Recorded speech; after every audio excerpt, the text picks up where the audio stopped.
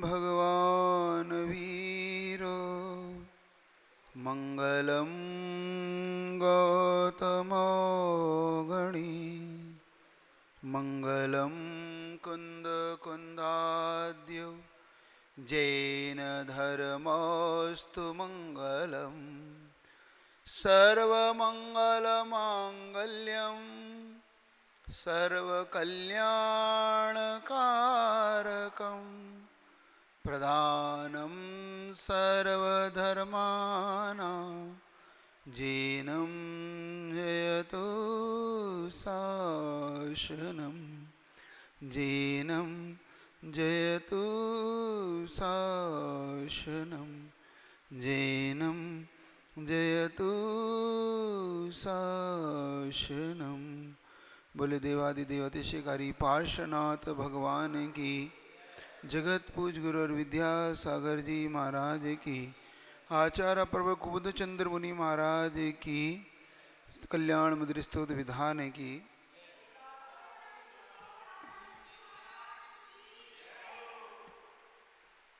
धर्म सुख देता है, पाप दुख देता है, ये विषय पे अपना विषय था। धर्म सुख का हेतु है, पाप दुख का हेतु है। फिर भी मन धर्म करने को क्यों नहीं होता और फिर भी मन पापों को क्यों नहीं छोड़ता, इसकी चर्चा थी। बहुत विचार करने पर, चूंकि हम सुनते जो है, जो हमने सुन रखा है कि धर्म सुख देता है, ये हमारे कर्णेंद्रिय का विषय तो बना। हमने इसको सुना, हमने नेत्रों से इसको पढ़ा, हमने इसको पढ़ा और सुना, दोनों किया। लेकिन जब अनुभूति का विषय बना तो ये ठीक विपरीत बना। मतलब जब हमें अनुभव में आया, जब हमने इसको अनुभव का विषय बनाया तो ये हमारे लिए ठीक विपरीत बना। जब हमने अनुभव किया कि धर्म सुख ना देता है, अनुभव में तो दुख ही आ रहा है। बताया था कि जब हमने देखा कि धर्म हमें सुख देने की जगह दुख दे रहा है, वो कैसे? तो जिस दिन उपवास रखो, उपवास करना धर्म है, और उपवास रखो उस दिन इतना कष्ट होता है पूछो ही मत। रात में भी नींद ना आए, दिन भी निकलना कठिन हो जाए, और गर्मी भीषण हो तो और कष्ट होता है, गला सूख जाता है। और सामान्य से एक समय आहार करो तो आप लोग की क्या स्थिति होती देखो। जिस दिन मंदिर में आप लोग लेट हो जाते हैं पूजन में, उस दिन देखो आपको कितनी बातें घर में सुनना पड़ती है।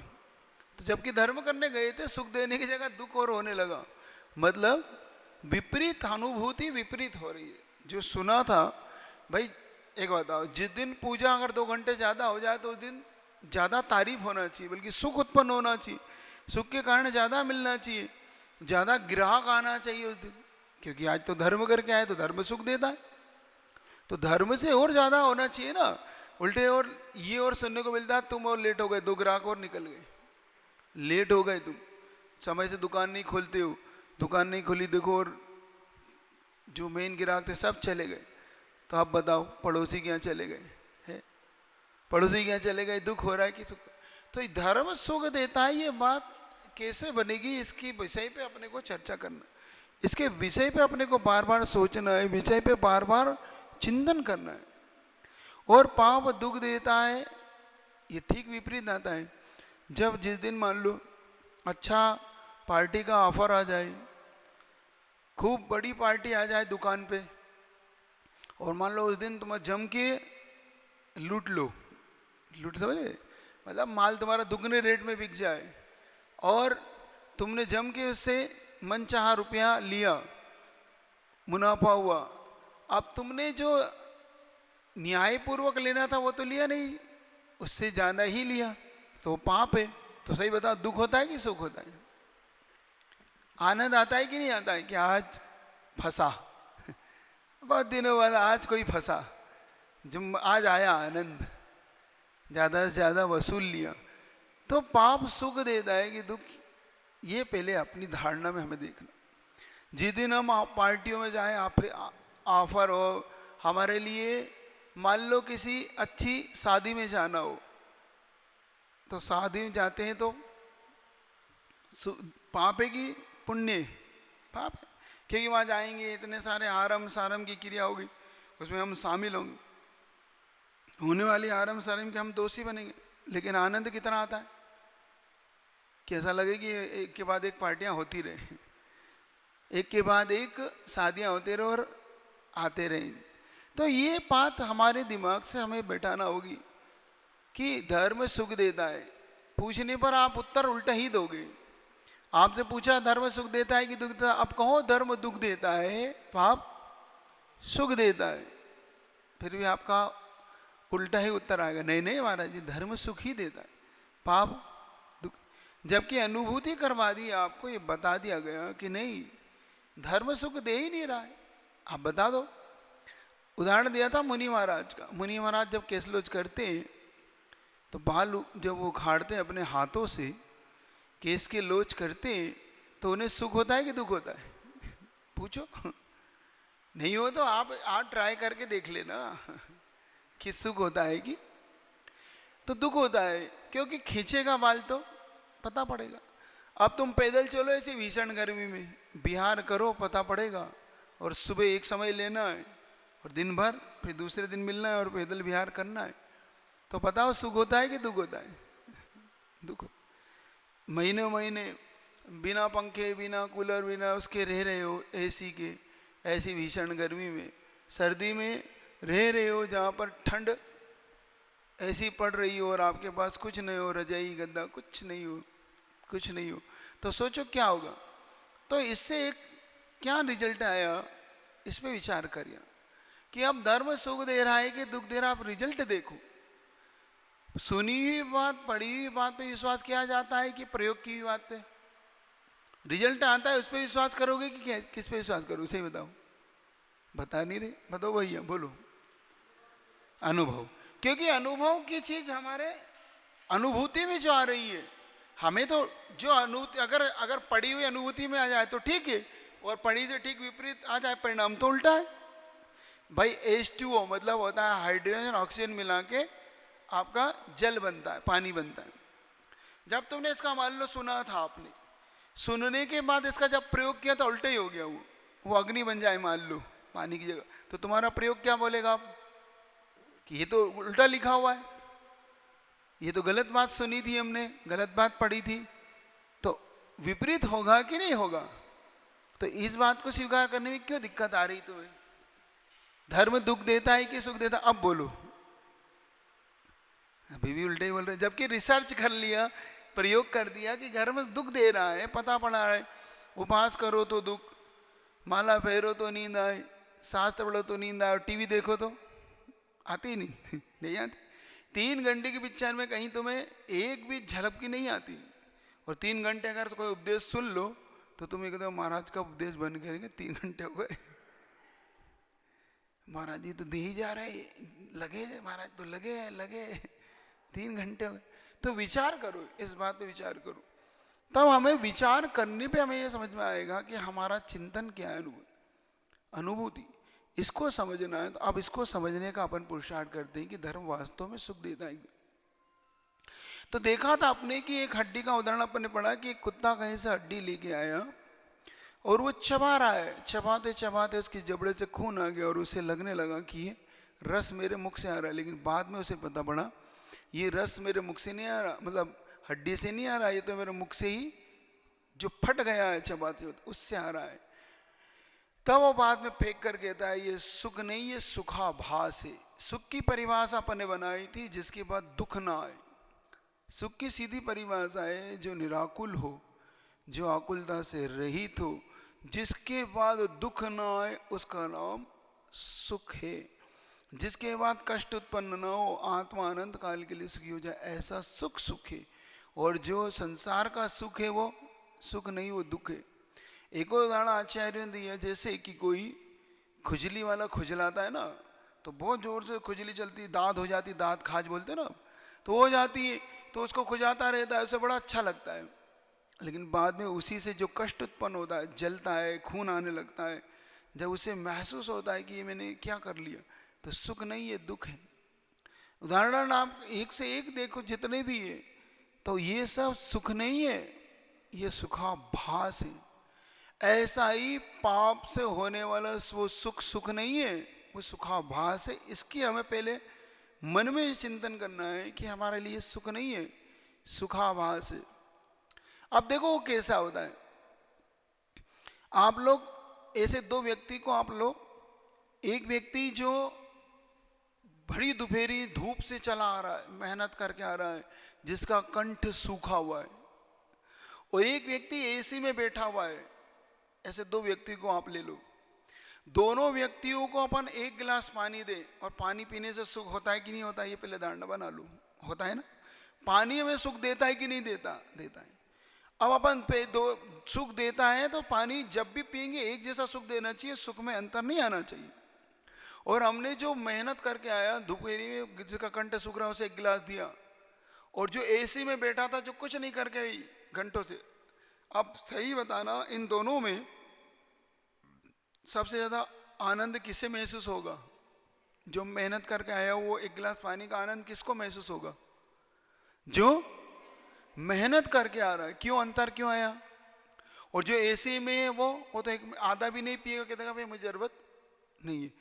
तो जब सुख में अंतर आ गया, दोनों की एक मेहनत, एक धूप के अंदर पिए हुए पानी में ही अंतर आ गया।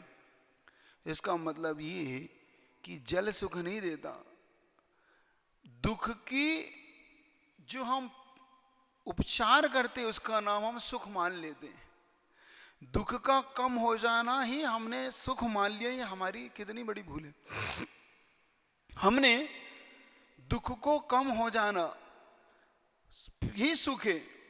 हमने ये हमारी एक सबसे बड़ी भूल हमें अंदर से मिटाना होगी कि मतलब पहले दुख उत्पन्न करो, फिर उस दुख को दूर करने के लिए कुछ प्रयास करो, फिर उससे जो सुख उत्पन्न होता है, मतलब पहले प्यास लगे इसलिए मेहनत करो, फिर प्यास लगने पर तुम्हें जब पानी मिले और उससे जो सुख हो उसको अपन ने सुख माना है।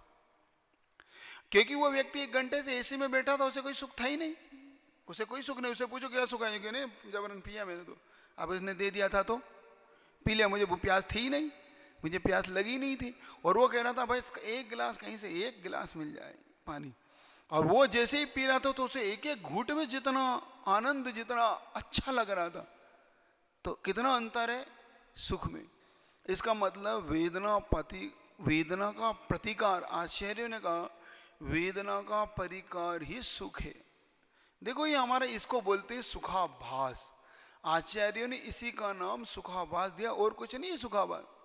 इसके लिए सबसे चीज पहले ये चीज समझो, जैसे मान लो तुम्हें 103-4 डिग्री बुखार आ रहा हो, लगातार 2-3 दिन हो गए हो, और 2-3 दिन के 3-4 बुखार के अंतर्गत तुम्हारा बुखार जैसे ही 101 या 100 को छूता है, तुम्हें कितना अच्छा लगता है? ऐसा लगता है कि आज कुछ आराम। कैसा लगता है? क्यों? चेहरे पे भैया अब लग रहा है कुछ अच्छा सा महसूस हो रहा है। तो अच्छा महसूस होना जो ये सुख है, ये यही सुखाभास है। बस सुखाभास का यही लक्षण मान के चलना। संसार में जितना भी सुख है वो सुखाभास इसलिए क्योंकि जब हम जो वेदना हमारे अंदर थी उसका प्रतिकार, जैसे हम भोजन करते हैं तो भोजन कब करते हैं? जब हमारी भूख लगती है। भूख लगने पर वो भोजन हमें सुख देता है, भूख न लगे तो भोजन हमें सुख नहीं देता। देख लेना, कितना ही अच्छा व्यंजन हो, कितना ही अच्छे 56 भोग हो, मान लो तुमने अभी अभी भोजन करके तुम उठे हो और तुम्हें कोई बहुत अच्छा व्यंजन रख दे तो क्या कहते हो? भैया अब नहीं, ये शाम को या बाद में देखेंगे, अब तो कुछ नहीं, अभी तो कुछ नहीं। क्यों भैया? तुम्हें तो भोजन सुख देता है, तुम्हें तो बड़ा प्रिय था ये, क्यों नहीं खा रहे? नहीं, क्योंकि अब वो वेदना नहीं है, मुझे भूख की वेदना नहीं है, इसलिए मैं अब ये खा नहीं सकता और इसलिए मुझे ये आनंद दे नहीं सकता। मतलब पहले भूख की वेदना उत्पन्न करते हैं अपन, फिर उस वेदना को दूर करने के लिए हम भोजन करते हैं और उसको हम सुख मानते हैं। मतलब हमारा भ्रम यहाँ है, ये हमारा सुखाभास है। इस भ्रम को हमें तोड़ना है। तो जो ये पाप से अपन ने कहा कि पाप सुख देता है, पाप सुख नहीं देता, वो सुख का आभास हमें कराता है। मतलब पाप और कुछ नहीं करता। जितने भी आप पाप करते हो उन पापों से आपको सुख इसलिए होता है कि वो पाप आपके लिए सुख नहीं, वो सुखाभास दे रहा है। जैसे आपने भोजन के लिए पाप किया, मतलब पैसे कमाए, धन कमाया, व्यापार किया, अब उससे जो आपको सुख मिल रहा है वो सुख नहीं है, वो सुखाभास है। सही बताओ, अगर वस्तु सुख दे तो एक जैसी देना चाहिए कि नहीं? हमेशा एक जैसी सुख देती कि नहीं देना चाहिए? उस वस्तु का नियम होना चाहिए कि जो वस्तु कभी भी उपयोग में लो हमेशा सुख देना चाहिए। अपन देखते अब इस समय भीषण गर्मी है, भीषण गर्मी में तुम्हें पंखा और कूलर सुख देता है कि नहीं देता है? हाँ बिल्कुल महाराज, क्यों नहीं देता? एसी में आपको सुख लेता है कि नहीं? भीषण गर्मी में एसी में बैठ जाओ तो महाराज कहने के। अब पंखा और कूलर सुख देता है, ये अपना एक नियम बन गया अपना। अब हमें ये सुख हमेशा देना चाहिए, ध्यान रखना। अब हम ठंड में आ जाओ जनवरी में, और हम अब चलाओ कूलर, अब वही पंखा वही कूलर हमें क्या देने लगा? तो इसका मतलब वस्तु सुख नहीं दे रही थी, वस्तु के प्रति जो हमारा वेदना थी, वस्तु के प्रति जो हमारा वेदना का प्रतिकार था वो हमें सुख दे रहा था। अब सीधा सीधा गणित अब यहाँ पर ये हो गया। मतलब हमें ये समझना होगा कि वस्तु सुख का कारण नहीं है, वस्तु से जो हमें दुख का प्रतिकार हो रहा था। अब मान लो तुम्हें स्वेटर सुख दे रहा था ठंड में, जब तुम पहना, तुमने स्वेटर ने बहुत अच्छा, ऊपर से 1 साल भी पहनी, स्वेटर भी पहना, अब गर्मी में पहनो, क्योंकि कितना सुख दे रहा था। सोचो कितना आनंद आता है, क्या गजब का स्वेटर पहना है, और तुम पहनो अब ठंड गर्मी में। महाराज जी कैसी बात है। तो ये इसका मतलब ये है कि प्रतिकार ही हुआ ना, मतलब ठंड का प्रतिकार करने पर स्वेटर ने सुख दिया, गर्मी का प्रतिकार करने पर तुम्हें कूलर और पंखे ने सुख दिया। इसका मतलब ये हुआ कि पहले हम वेदना उत्पन्न करते हैं, यह उत्पन्न होती है, फिर उसका जब हम प्रतिकार करते तो हमें सुख देता है। इसका नाम है सुखाभास। और कोई सुखाभास की कोई अलग परिभाषा अब मत बनाओ।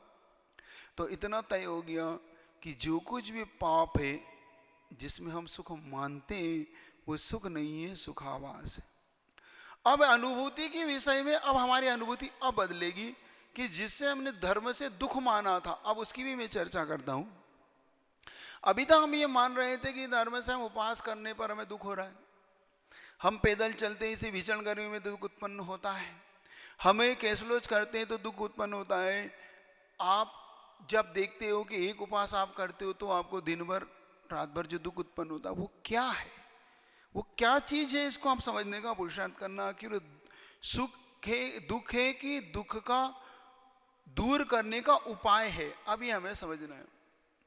एक तो हमने वेदना का प्रतिकार को जो सुख माना था वो सुखाभास सिद्ध हुआ, और जिसे हम दुख मान रहे हैं वो दुख नहीं है, दुख को दूर करने के उपाय अपने पास है, धर्म जिसको कहते हैं हम, वो क्या है। तो देखो कभी कभी क्या होता है कि व्यक्ति को फोड़ा हो जाता है, फोड़ा समझ गए, फोड़ा। अब वो जिसको अपन बोलते हैं बाल तोड़ या जहरीला फोड़ा बोलते हैं उसको, या बाल तोड़ बोलते जो भी बोलते। तो बाल तोड़ या जहरीला फोड़ा जिसको होता है, जब डॉक्टर के पास वो जाता है या डॉक्टर उसके लिए इलाज करता है तो उसे बहुत दुख होता है उस समय। उसके फोड़ते समय देखना वो लात मार देता है, कभी कभी कभी कभी वो उस फोड़े को फोड़ते समय जब लात मार देता है, कभी कभी वो डॉक्टर को बुरा भला भी बोल देता है कि तुम क्या कर रहे हो। लेकिन जैसे उसकी पस निकलती है, जैसे उस फोड़े की में पस की कील होती है, वो पस की कील निकल जाने के बाद देखो वो कहता है आप ही भगवान हो, आपने ही मुझे बचा लिया, आपने ही मुझे पैर कटने से बचा लिया, मुझे ये दुख सप्ताह से हो रहा था, सप्ताह से ये दुख था और ये मेरा दुख आज आपके उससे दूर हो गया। तो डॉक्टर उस समय आपके दुख को जो दूर कर रहा है, उस समय जो दुख उत्पन्न हो रहा है फोड़ा फोड़ते समय, वो दुख नहीं है, दुख को दूर करने का उपाय है। ऐसे ही धर्म दुख नहीं देता, धर्म दुख दूर करने का उपाय है। धर्म उस डॉक्टर के समान है, जैसे उस डॉक्टर ने फोड़े को फोड़ने पर जैसे आपको सुखी बना दिया, अब वो फोड़ा जैसे आपका ठीक हो गया और आप हमेशा के लिए प्रसन्न हो गए, खुश हो गए, वैसे ही धर्म ने भी अपने लिए इस संसार रूपी दुख से ऊपर उठा दिया। तो तत्काल में तो हमें जो धर्म दुख देता सा दिख रहा था वो दुख नहीं देता, वो सुख देने का हेतु है। ऐसे ही तत्काल में जो पाप हमें सुख दे रहा था, वो सुख नहीं दे रहा था, वो दुख का हेतु है और सुखाभास है। ये धर्म सुख का हेतु है और शाश्वत सुख को देने वाला है। ये दोनों में अंतर अब समझ में आना चाहिए। तो जो हम ये समझ रहे थे कि धर्म दुख देता है, तो अब अपने को समझ में आएगा कि धर्म सुख नहीं देता। धर्म तो उस डॉक्टर के भांति जो फोड़े को दूर फोड़ देता है। धर्म तो उस माता पिता के भांति है जो बचपन में जैसे माता पिता बच्चे को डांटते हैं, पीटते हैं, सही राह दिखाते हैं, तो बच्चे को बड़ा बुरा लगता है, बहुत बुरा लगता है उसे कि पिताजी तो हमें डांटती रहते, माँ तो हमें बोलती रहती, पढ़ने को ही कहती रहती, पढ़ पढ़ पढ़। तो आप देखो, जो बच्चा पढ़ाई से दूर होकर खेल कूद में लगा रहता है और जो बच्चा पढ़ता है उसकी हंसी उड़ाता है वो खेल कूद वाला बच्चा, देखो तुम बस पढ़ रहो, बस बन जाओ किताबी कीड़े, तुम तो बस घुसे रहो किताबों में। अरे देखो, पास तो मैं भी हो रहा हूँ, पास तुम भी हो रहे हो, क्या फर्क पड़ रहा है, डिवीजन का फर्क है तो हो, तो फर्क से क्या फर्क पड़ता। ऐसा कह के वो खेलने वाला बच्चा उस पढ़ने वाले बच्चे की हंसी उड़ाता है। लेकिन पढ़ा बच्चा देखो उसने क्या क्या दुख उसने उठाए। उसने खेल के सुख को छोड़ा, उसने पार्टी में घूमने के सुख को छोड़ा, शादी विवाह में वो नहीं जाता कि नहीं मुझे पढ़ना है, वो खेलने नहीं जाता, वो टीवी नहीं देखता, वो बड़े उससे सावधानी पूर्वक पढ़ता है। और ये दुख कितने साल का होता है उसका? 10-12 साल का दुख होता है पढ़ने का उसके लिए। और दुख नहीं होता, वो मूल में वो सुख का हेतु होता है। और ये बच्चा 10-12 तक बहुत खेलता है, बहुत आराम से खेलता है। तो खेलते खेलते जब ये व्यक्ति बड़े होते हैं दोनों, और दोनों की पढ़ाई जब समाप्त हो जाती कॉलेज में से, तो समाप्त होने पर जब दोनों की जॉब लगती है, तो जॉब में कितना अंतर आता है इस पे विचार करना। एक तो उसी कंपनी में इंजीनियर है, वो उसी कंपनी का मालिक है, वो उसी कंपनी का डायरेक्टर है, और वो दूसरा जो खेल रहा था, वो दूसरा बच्चा जो खेल रहा था, देखो एक व्यक्ति तो उसी कंपनी का मालिक है, उसी कंपनी का डायरेक्टर है। क्यों? पढ़ाई की परिणाम, पढ़ाई का रिजल्ट जो निकला, तो व्यक्ति कंपनी का डायरेक्टर बना, कंपनी का मालिक बना। और जो खेलता रहा जिंदगी भर, उसी कंपनी का चपरासी बना। वो मालिक है जिसने 12 साल दुख उठा के पढ़ाई कर ली, जिसने खेल कूद नहीं देखा, सिर्फ पढ़ाई देखी। आज वो उसका डायरेक्टर है, मालिक है, इंजीनियर, वहाँ पे काम कर रहा है और बड़े उस पर बैठा है। और ये जिंदगी भर उस कंपनी का चपरासी है, ला रहा है पानी। अब वही मित्र, जिस मित्र से वो कह रहा था कि तुम तो बस रटन टट्टू बन जाओ, बस पुस्तकों के कीड़े बन जाओ, घूमते रहो, और अब वही उसी का पानी दे रहा है कि लीजिए सर लीजिए। क्योंकि ऑफिस में नहीं चलेगी दोस्ती, ऑफिस में तो सर कहना ही पड़ेगा। अब देखो ये कहलाता, अब वो 70 साल के लिए सुखी हो गया 10-12 साल का दुख उठा के, और ये 10-12 साल का सुख उठा के 70 साल के लिए दुखी हो गया। एक 70 साल के लिए सुखी है, एक 70 साल के लिए दुखी है। ऐसा ही होगा जो पाप में सुख मान रहे हैं, वो 5, 10, 20 साल 50 साल तो यहाँ सुखी रहेंगे, लेकिन सागरपम आयु के लिए नरकों में दुख उठाएंगे। और जो धर्म में दुख मान रहे हैं, वो 5, 10, 50 साल धर्म करते हुए दुख को पाते हुए, लेकिन सागरोपम आयु के लिए वो देवताओं में जाके सुख होगा, और मोक्ष प्राप्त किया तो शाश्वत सुख की प्राप्ति होगी। तो विचार करो, अब बोलो धर्म सुख देता है कि दुख देता है? अब निर्णय हुआ कि धर्म सुख देता है। वो कैसे देता है ये भी अपन ने समझा, और पाप दुख देता है ये भी हमने समझा। अब हमारे दिमाग में स्पष्ट रूप से ये बात है कि धर्म सुख का ही हेतु है। लगता है तत्काल में दुख, जैसे उस बच्चे की पढ़ाई में तत्काल दुख दिखता है, लेकिन वो कई वर्षों के लिए सुखी हो जाता है, मालिक बन जाता है। और लगता है तत्काल में पाप करने वाला सुख जैसा, लेकिन वो तत्काल में पाप करता हुआ दुख को ही उठाता है। अंत में उसका जीवन नरकों में बीतता है। धर्म करने वाले का जीवन कई सागरोपम के लिए सुख में बीतता है। तो वरम वते पतम देवम नावतेर्वत नारकम छाया तपस्थयोर्भेदा प्रतिपाल्यतुर्महान। आचार्य पूज्यपाद स्वामी कहते हैं व्रत लेके स्वर्ग जाना अच्छा है, बनिस्बत अव्रतों के द्वारा नरक के दुख भोगना। जैसे एक व्यक्ति ज्येष्ठ मास की गर्मी में छाँव में खड़ा हुआ है और एक व्यक्ति धूप में खड़ा हुआ है, जितना अंतर इन दोनों में है उतना ही अंतर अव्रत और व्रत के साथ है, उतना ही अंतर धर्म और पाप के साथ है। तो हमें विचार अब ये करना है कि हमें पाप के साथ रहना है कि हमें धर्म के साथ रहना है। धर्म तत्काल में हमें दुखदायी जैसा दिखता है लेकिन वो अनंत काल के लिए सुखी बनाता है। पाप तत्काल में हमें सुख जैसा दिखता है लेकिन कहीं कहीं अनंत काल के लिए हमें दुख में डाल देता है। मिथ्यात, अवृत्ति, कसाय, प्रमाद और यू ये पाप के हेतु कहे हैं आचार्यों ने। इन पे आप विचार करिएगा। तो आज इतना ही रख रहा हूँ ताकि आप धर्म और पाप में, पुण्य और पाप में अंतर कर सके। शेष आप देखना और बताना, इसमें कहीं कमी हो तो आप बताना कि हाँ इसमें महाराज जी अभी भी समझ में नहीं आया, तो उस पर चर्चा करेंगे। बोले आचार्य गुरु विद्यासागर जी महाराज की। तो पितव वर्णयित स्वरूप मस्मादृशा कथम देश भवत्वदेश ग्रष्टोऽपि कौशिकशिशुर्य देवान् देवान्दो रूपं परोपयति किं किल घर्मरश्मि। रवि प्रकाश के उदय समय में उल्लू हो जाता है अंधे बिना फिर कैसे रवि का रूप बताए वै मतिमान।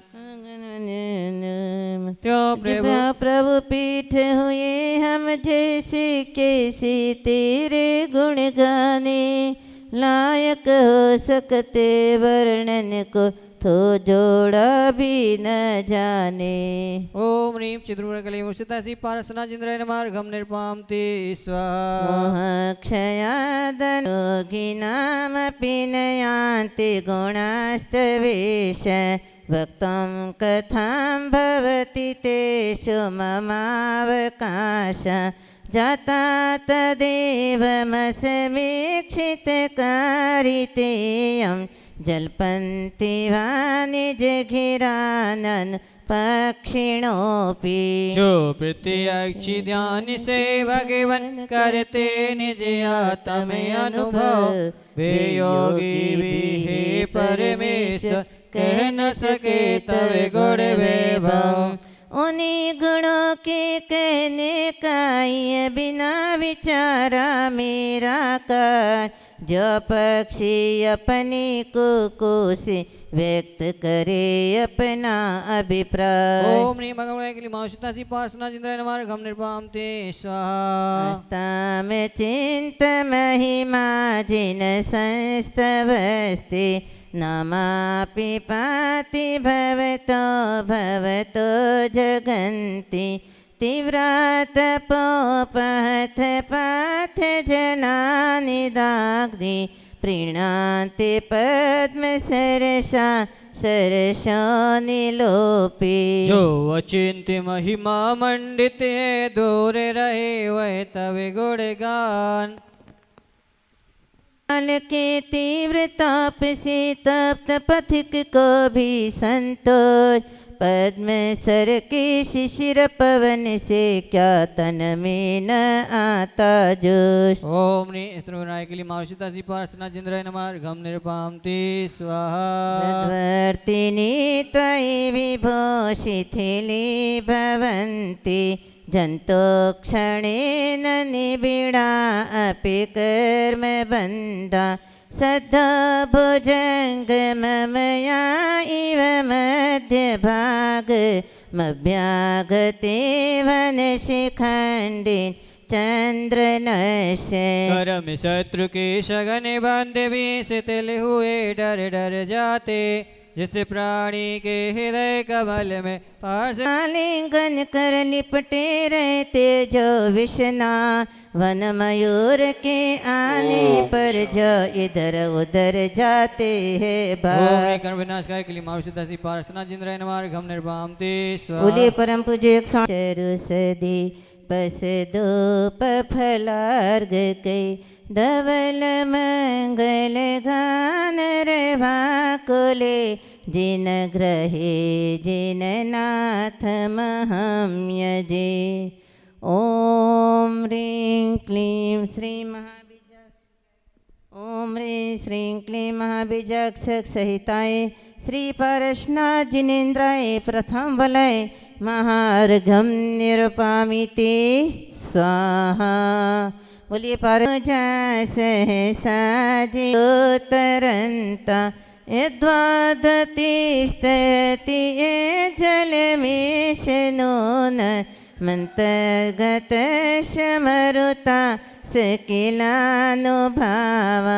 हे जिन आप भव्य जीवों के तारक कैसे हो सकते आप रूप को मन में रख के स्वयं भवोदधि वो तिरते जल में तल में मसक त्यारती क्या जले उसे तिराता है भीतर भरी पवन ही कारण अजमे अनोखा नाता है ओम ह्रीं सुधेयाय क्लीमा बीजाक्ष संहिता श्री पार्श्वनाथ जिनेन्द्राय नमः अर्घ्यं निर्पामिति स्वाहा यस्मिन् हर प्रवृतयोऽपि हत प्रभावा सोऽपि त्वया रतिपतिः क्षपिता क्षणेने विद्यापिता हुत भुजा पैसाथ येन पीतं न किं तदपि दुर्धर भाडवेन किए पराजित कामदेव ने हरिहर महादेव जैसे वही आप से हुआ पराजित क्षण में परम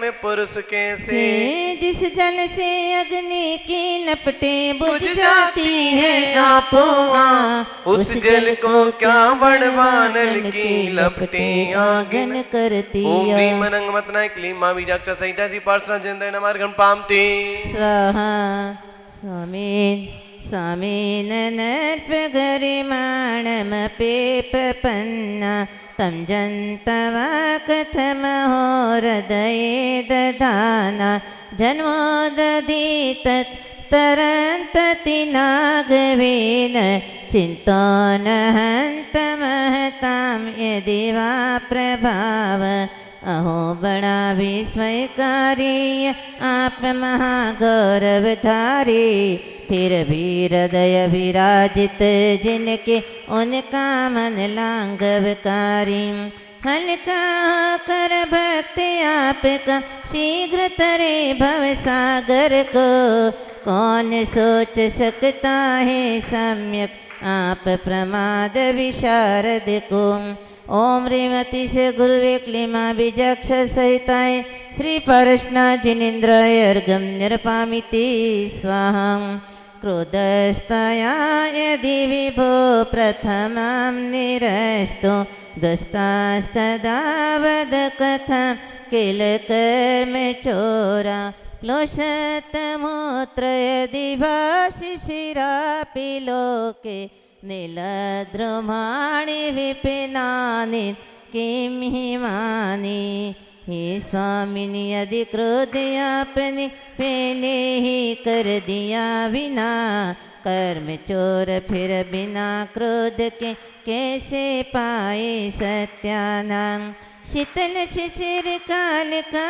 पाला हरे भरे तरुवर वन को मुरझा देता और जलाता इसमें क्या संशय मन को ओम ह्रीं जित क्रोधाय क्लीमा बीजाक्ष सहिताय श्री पारशनाथ जिनेन्द्राय अर्घ्यं निर्पामिति स्वाहा भविना क्षणेन देहं विहाय परमात्मे दशामृजन्ति तीव्रानलादुपलभावं पाशलोके चामे करत्तमचिरादेव धातु भेदा जो भविजन तब ध्यान लगाते ज्ञान रूप परमात्मा का क्षण भर में देह छोड़कर पद पाते परमात्म का। जो पत्थरमय हुई धातु ये पाकर तीव्र अनल कायो, शुद्ध स्वर्णमय बनी दमकती यह निमित्त का क्रीड़ायो। ओम ह्रीम कर्म किट दहना क्लीम महाबीजाक्ष सहितासी पार्थना जयंद्रायण मार्गम पामते। स्वाहा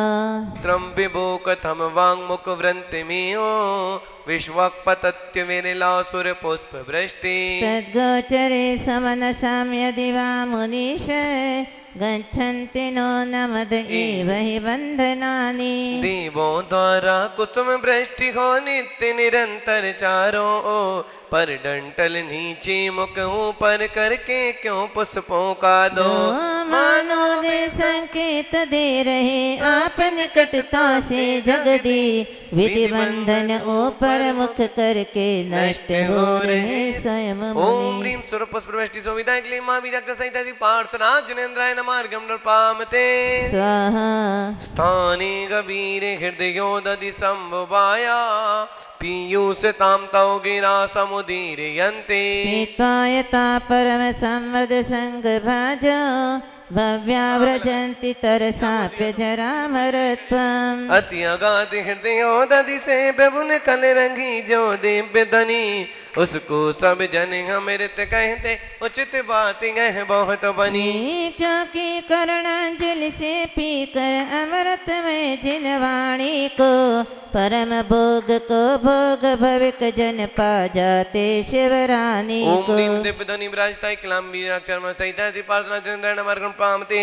स्वाहा स्वामिन सुदूर मम नम्य समुत्पतन्तो, मन्ये वदन्ति समयासुर चामिरौगा। यस्मिन् ते विदधते मुनिपुङ्गवाय, तेनो न मूर्धगतया खलु शुद्ध भावा। स्वामिन समो शरण में सुरगण चवर ढोरते दोनों, नीचे झुक कर ऊपर जाते मानो वह कहते कुछ। जो अरिहंत परम जिनवर को बार बार झुक नमन करे, शुद्ध भाव से सिद्ध गति को पाने ऊपर गमन करे। ओम ह्रीम सुर चामर विराजमान क्लीम महाबीजाक्ष सहितासी पार्थना जनेन्द्रायण मार्गम पामते। स्वाहा श्यामम कबीर गिर मुज्ज्वल है में रत्न, सिंहासनस्तिमिह भव्य से खंडिनस्त्वा। आलोकयन्ति रभसेन नदन्तमुष्टि, चामीकराद्रिशिरसेवनवाम्बुवाः। कनक रत्न मणिमय सिंहासन उस पर श्यामल ललित सुदे, ऐसे सोवे ज्यों मेरू की चोटी पर नव काले में। हो आनंद विभोर भव्य जन लखे आपको जवन मोर, वर्षा ऋतु में मेघो को लख नाचे किलकारी कर ओम शोर। ह्रीम पीट्रे नायक क्लीम महाबीजाक्ष सहितासी पार्थना जनेन्द्रायण मार्गम पामते। स्वाहा चंदन तंदल पुष्प कई चरु सुदीप सुधूप पलार्घ कई धवल। मंगल गान रवाकुले जिन ग्रहे जिन नाथ महम ओम यजे। ह्रीम श्रीम क्लीम बीजाक्ष सहितासी पार्थना जनेन्द्रायण मधुति बलय महार्घम निर्पामते। स्वाहा भो प्रमाद मविधूय भजद्वमेन, मागत्य निर्वृति पुरीं प्रति सार्तवाहम्। एतन्निवेदयति देव जगत्र आय, भन्ने नदन्न बिनभासुर दुन्दुभिस्ते। देवी दुंदवी देवों द्वारा नव मंडल में बज कर घो, मानो बुला रही हो सबको कर सचेत नित चारों। मुक्तिपुर ले जाने वाले सौदागर ये पार्श प्रभु, तज प्रमाद आओ आओ जी सेवा करो गुंजते बो। ओम ह्रीम देव दुंदुभिनाथ क्लीम महाबीजाक्ष सहितासी पार्थना जनेन्द्रायण मार्गम पामते। सेन प्रपूरित जगत्रय पिंड तेन, कांते प्रताप यश साम्य संचयेन। माणिक हेम रजता प्रविनिर्मितेन, सालत्रयेण भगवन् बितो विभाषे। माणिक स्वर्ण रजत निर्मित है समोसरण के त्रय प्राका, तीन लोक की सकल संपदा मानो मिल लेती आका। प्रभु के कांति प्रताप कीर्ति के मुझको तीन समूह लगे, जिनके मध्य से शोभित श्री जिन अद्भुत आभावान लगे। ओम ह्रीम सालत्याधिपति क्लीम महाबीजाक्ष सहितासी पार्थना जनेन्द्रायण मार्गम प्रामते। स्वाहा दिव्य सृजो जिन नमस्ति दशा पिदाना, मृत्सृज्य रत्न रचितानपि मौलिबन्धा तादुश्रयन्ति भवतो यदि वा परत्र तत्सङ्गमे समनसो न रमन्त एव। पारस परमेश्वर के पद में इंद्रादिक जब प्रणत हुए, उनकी रतन मुकुट मालाएं मुकुट छोड़ पद शरण लिए। इसमें क्या आश्चर्य, प्रभु की संगति सब ज्ञानी चाहे। रमण करे तव युगल चरण में नहीं कहीं जाना चाहे। ओम ह्रीं भक्त जनान मन पति राय क्लीं मामी जग संहिता सी पार्सना जनेन्द्र नमार गण पामते स्वाहा। विश्वेश्वरोपि जनपालक दुर्गतस्तम किंबाक्षर प्रकृतिरप्यलिपिष्पमीसा। अज्ञानवत्तपि सदैव कथञ्चिदेव ज्ञानं त्वयि स्फुरति विश्व विकास हेतु। विश्वेश्वर होकर जनपालक दुर्गत तुम दस प्राप्य हुए, अविनाशी अक्षर होकर भी देख रंगत निर्लेप हुए। यज्ञ प्राणियों के संरक्षक हे ईश्वर तव आत्म में, तीन लोक दिखलाने वाला ज्ञान प्रकाशित नित जग में। ओम ह्रीं विस्मयनीय मूर्ते क्लीं मामी जग सहित प्रार्थना जनेन्द्राय नमः कर्म पामते स्वाहा। प्राग्भार समृत नवांसी रजांसी रोसा, उत्तापितानि कमठेन सठेन यानि। छाया पितैस्तवन नाथ हता हताशो, ग्रस्तस्तमीभिर्यमेव परम दुरात्मा। क्रोधित होकर क्रूर कमठ ने नवमंडल छूने वाली, झूले उड़ाई तूफानों से तहस नहस करने वाली। भी दूर रहे प्रभु देह आपकी, छाया को भी छू न सके। मलिन हुआ वह स्वयं कर्म से, नभ में थूके जासन के। ओम ह्रीं कमटोत्तापे धूलि उपद्र जशीला क्लीं मामी जग सहित प्रार्थना जनेन्द्राय नमः अर्घ्यं पामते स्वाहा। यद कर्मिक वंदिता क्लीं मामी जग सहित प्रार्थना जनेन्द्राय नमः अर्घ्यं पामते स्वाहा। अस्मिन् पार भवबारि निधौ मुनीस, मन्येन मे श्रमण गोचर ताम गतोसी। आकीर्ण तो पितव गोत्र पवित्र मंत्रे। क्या पढ़ रही काहे? बोलिए चैतन्य चमत्कारी अतिशयकारी पार्श्वनाथ भगवान की। बोलिए संत श्रोमणी आचार्य विद्यासागर जी महाराज की जय। बोलिए परम पूज्य वीर सागर विशाल सागर धवल सागर जी महाराज की जय। आज की कल्याण मंदिर विधान कराने का सौभाग्य जिन परिवारों को प्राप्त हुआ है, उन परिवारों के नाम श्रीमान राजकुमार जैन, श्रीमती मधु जैन, मनोज जैन, रूबी, अजय जैन, पायल जैन, अक्षत जैन, अर्पण जैन, प्रेरणा जैन, आन्या जैन, ऋषभ बिहार दिल्ली, श्री योगेश जैन, मोहित जैन, सूरनगर गाजियाबाद, श्री उपदेश जैन, रुचि जैन, अवनी जैन, आसिका जैन, वाणी जैन, ऋषभ बिहार दिल्ली, श्री नीरज जैन, विभोर जैन, मीनू, मुस्कान, सौम्या जैन, ऋषभ बिहार दिल्ली, श्री विशाल जैन, पुत्र श्री सुभाष चंद्र जैन, खाद वाला परिवार बड़ौद, श्रीमान लाला महेंद्र प्रसाद जैन, कांति जैन, दिनेश जैन, मनोज जैन, संयम जैन, अपूर्व जैन, अक्षत जैन, दिगंबर मोटर बड़ो सूरजमल बिहार दिल्ली, श्री निखिल जैन, प्रज्ञा जैन, सा परिवार सरदना, स्वा जहारी अमल उत्तम प्रकाश परिवार बड़ा गांव वाले ऋषभ बिहार दिल्ली, श्री सौरभ जैन, शिल्पी जैन, कैलिफोर्निया अमेरिका, श्री पद्मावती, कांतिलाल जैन, इंद्रा, उमेश जैन, अनीता, अनिल जैन, रुचि प्रीतेश जैन, उर्वी जैन, मीत देविया जैन, पूर्णम जैन, सा परिवार तलवाड़ा, श्री सुधीर जैन, श्रीमती सुलोचना जैन, श्री प्रेमचंद जैन, राधिका जैन, सुक्ति जैन, अभिनव जैन, अभिषेक श्रेया जैन, सिविल लाइन कागजी कोठी दिल्ली, श्री दिनेश जैन, श्रीमती नीरू जैन, पुत्री नेहा जैन, दामाद आकाश जैन, ग्रीन पार्क दिल्ली, श्री विकास जैन, विभा जैन, निकीमा जैन, भव्य जैन, राम प्रसूर नगर गाजियाबाद, श्रीमान चक्तेश जैन, श्रीमती कुसुम जैन, डॉक्टर पीयूष जैन, शिवानी जैन, अथर्व जैन, सूरनगर गाजियाबाद, सा परिवार, श्रीमान श्रीपाल जैन, विपिन जैन, काजल जैन, सा परिवार ऋषभ बिहार दिल्ली, श्री नरेंद्र जैन, विकास जैन, मुकेश जैन, प्राशोक प्रज्वल जसोई वाले, मुकेश मृदुला जैन की शादी की 25वीं वर्षगांठ पर मीनाक्षी टेक्सटाइल, शांति मोहल्ला दिल्ली, श्री सुमित प्रसाद जैन, श्रीमती दयावती जैन, जमरूदपुर नई दिल्ली, श्रीमती छवि धर्मपत्नी श्री दीपक जैन,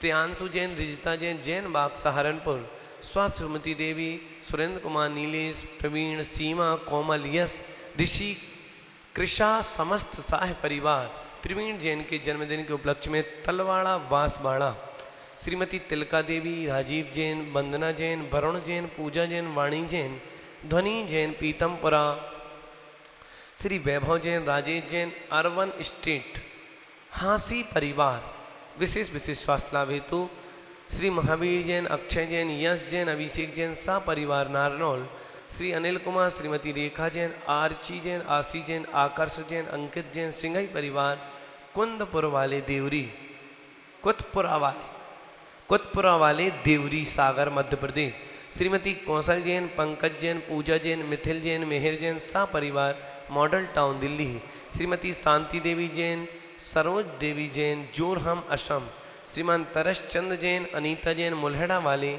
सरधना, अनीता जैन के जन्मदिन के उपलक्ष्य में श्रीमती नीरज जैन, श्रीमती दीपक जैन, श्रीमती सृष्टि जी, श्री हर्ष बेटी मानसी जैन, हृदया प्रीत बिहार, दिल्ली, शांताबेन, प्रकाश चंद कपलाबेन, कुणाल हिनौती, निश्चित, कोमल हस्ती, निर्वा कोठारी परिवार, सूरत निवासी, इन सभी परिवारों ने आज के इस कल्याण मंदिर विधान को कराने का सौभाग्य प्राप्त किया है।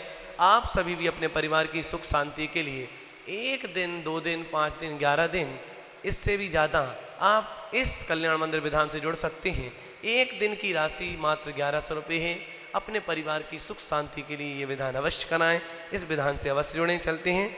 देवेंद्र वंद्य विदिताखिल वस्तु सार, संसार तारक विभो भुवनाधिनाथ, प्रायस्तदेव करुणारदमा पुनीः सीदन्तमद्यभवधव्यसनाम्बुराशे। देवेंद्रों से वंदनीय हो सकल तत्व के नासनहा, जगतारक त्रिभुवनपति तुम हो प्रभु दया सागर आधा।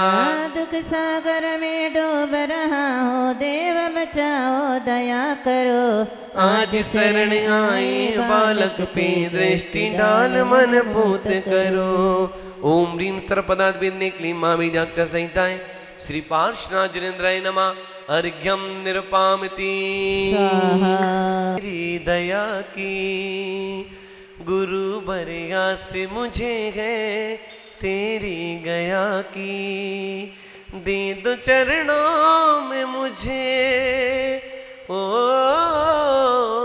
दे दो चरणों में मुझे गुरु बर जगह जरासी, गुरु बरिया से मुझे है तेरी दया की। कोई धर्मात्मा हो कोई परमात्मा हो, मुझे जो राह दिखाए वही तुम मेरी माँ हो। कोई धर्मात्मा हो कोई परमात्मा हो, मुझे जो राह दिखाए वही तुम मेरी माँ हो। मुझे चंदन से लगे ओ, मुझे चंदन सी लगे तेरे चरणों की माटी, गुरु बरिया से मुझे है तेरी दया की।